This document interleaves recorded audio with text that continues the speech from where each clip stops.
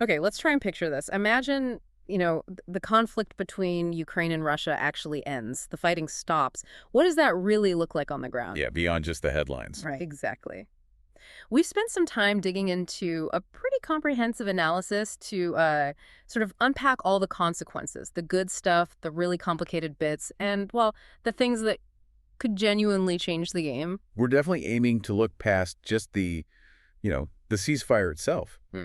This deep dive is all about the layers of impact from a potential peace agreement. We're drawing from a detailed study that covers, well, everything: political, economic, societal, geopolitical angles. Like tracing the ripples. Precisely. Think of it like that. And the source we're leaning on today, it's this really thorough piece called Paths to Ukraine-Russia Peace. What would happen if Ukraine and Russia made peace? A comprehensive analysis.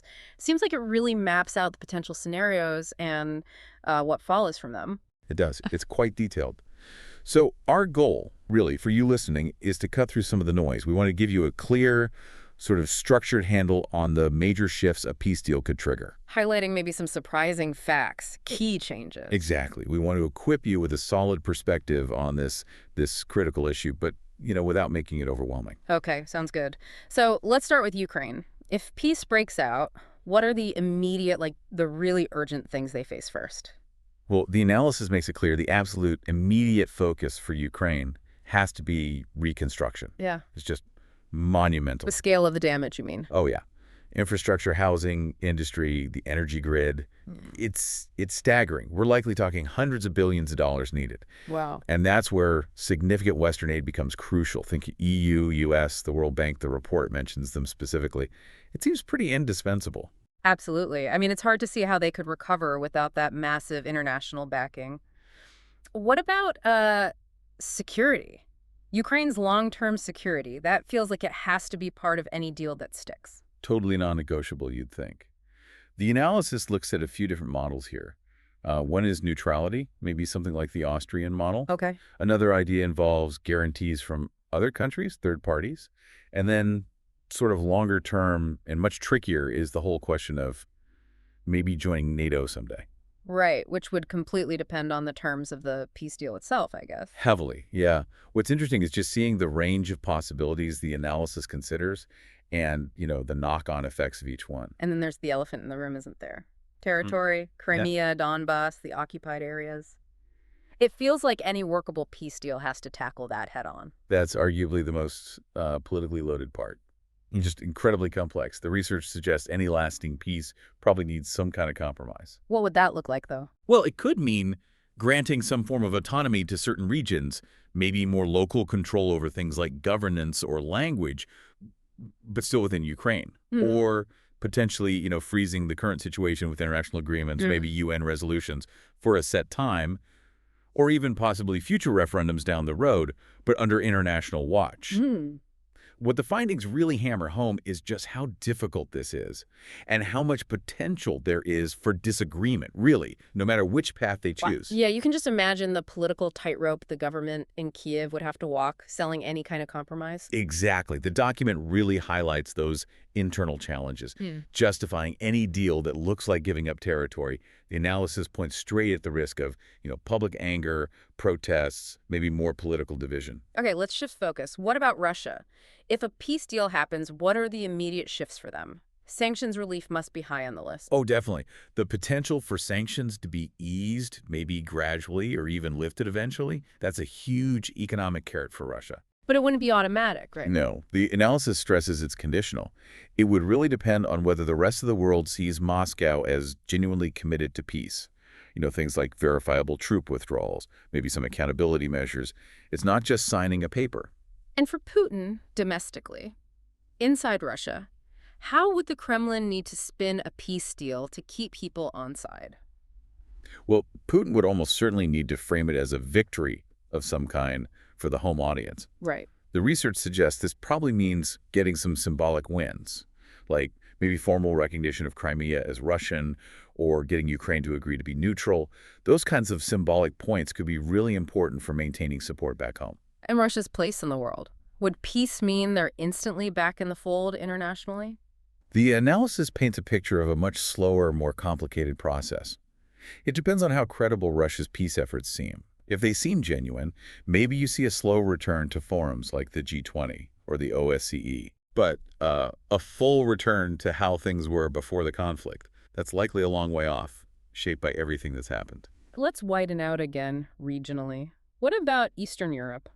How would a peace deal affect countries there? Poland, the Baltics? They must be watching very closely. For sure. The immediate effect would likely be, a lowering of the temperature, less immediate tension. Countries on NATO's eastern flank, Poland, the Baltics, Romania, they've obviously been extremely concerned. I sense a but coming. Oh, yeah. The analysis makes a key point. Even with a peace deal, NATO is probably going to keep a pretty strong military presence in the region. Why? Because the underlying distrust of Moscow isn't just going to vanish overnight. Right. So peace might happen, but the strategic landscape stays changed. Exactly. It highlights that the long-term security setup in the region is fundamentally altered, regardless. What about other neighbors, those not in NATO but with their own worries, like Moldova, Georgia? Oh, they'd be watching the outcome like hawks.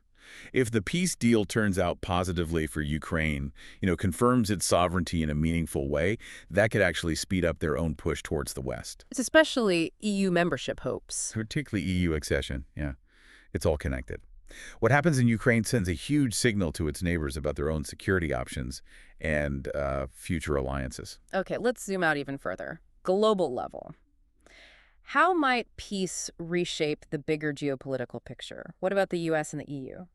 Well, for the U.S. and the EU, a peace deal, even a messy one, would mean achieving at least some of their foreign policy goals, primarily around Ukraine's sovereignty and integrity. And that frees them up. Potentially, yes. Could allow them to shift focus, maybe redirect resources towards other global hotspots. And the analysis mentions places like Taiwan, the Middle East, the Sahel in Africa. Right. It really shows how these global issues are linked. That makes sense. Less bandwidth needed for one major crisis might mean more for others. Now, China. The analysis suggests China could actually benefit quite a bit. That seems interesting. It's a fascinating angle, yeah. China potentially gains in a few ways. First, peace could mean less pressure on Beijing to pick a definitive side in the conflict. Plus, it could open up huge investment opportunities for China in rebuilding Ukraine. Maybe projects that fit neatly into their Belt and Road Initiative. Ah, infrastructure. Exactly. And just more broadly, it could help Beijing's ambitions to grow its influence across Eurasia. It's a complex calculation of global interests, for sure. And just practically speaking, what about global markets? Energy, food? We've seen so much disruption. Would peace calm things down? The analysis suggests we could expect some significant stabilization there, especially in key areas like energy, grain, metals. Gas prices might drop? Potentially, yeah. Gas prices could come down. And if exports from both Ukraine and Russia get back to normal levels, that could really help ease food insecurity in many developing countries. Those are real, tangible benefits for a lot of people. Okay, let's bring it back to the human level. Societal impacts. In Ukraine, obviously, the trauma is just immense.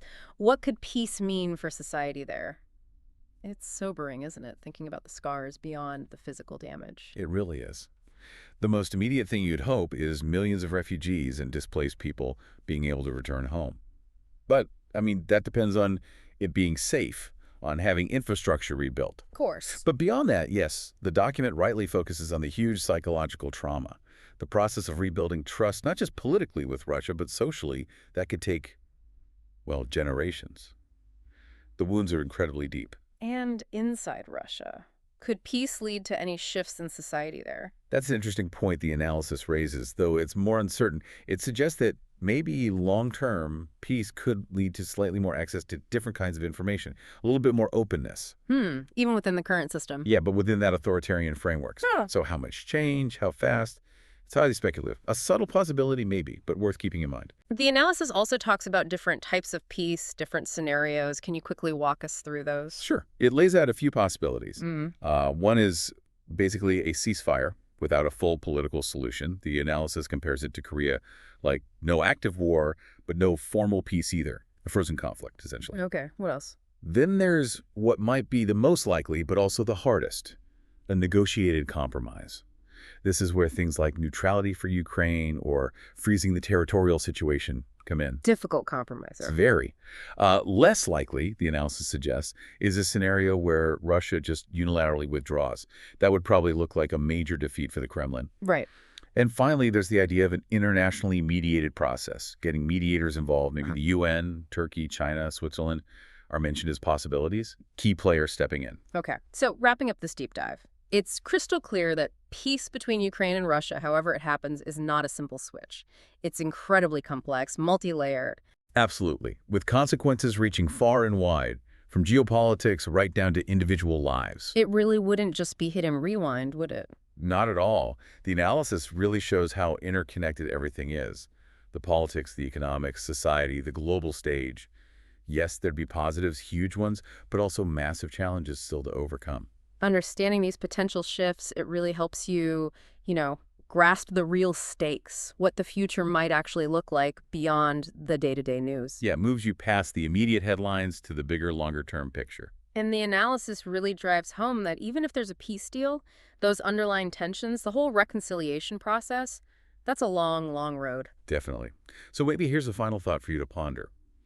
Thinking about all this, what difficult compromises do you think would be absolutely essential for any kind of lasting peace? And maybe more importantly, what do you see as the biggest obstacles to actually making those compromises happen?